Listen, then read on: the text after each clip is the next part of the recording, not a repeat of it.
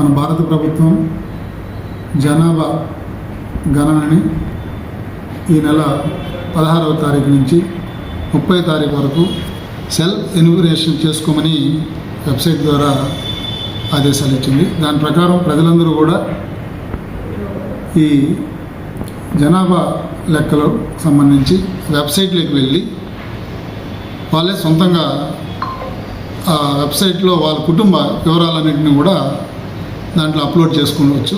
కాబట్టి ప్రతి ఒక్కరు కూడా ఈ సౌకర్యాన్ని ఉపయోగించుకోండి. జనాభా లెక్కలు అనేది చాలా ఇంపార్టెంటు. ఇది దేశ భవిష్యత్తుకి, దేశ అభివృద్ధికి, దేశంలో ఏ ప్రాజెక్టు అమలు చేయాలన్నా, ఏ సంక్షేమ పథకాలు అమలు చేయాలన్నా జనాభా లెక్కలు చాలా ప్రాధాన్యత ఉంది.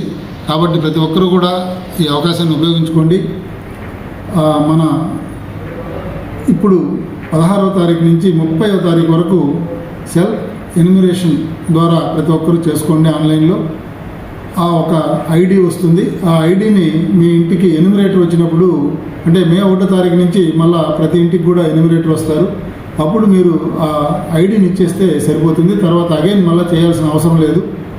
కాబట్టి ఈ అవకాశాన్ని అందరూ కూడా సద్వినియోగం చేసుకుంటారని, జనాభా లెక్కల్లో ప్రతి ఒక్కరు కూడా బాధ్యతగా పాల్గొని ఖచ్చితమైన సమాచారాన్ని అందజేసి రాష్ట్ర భవిష్యత్తుకు, దేశ భవిష్యత్తుకు అందరూ కూడా సహకరిస్తారని కోరుకుంటున్నాను.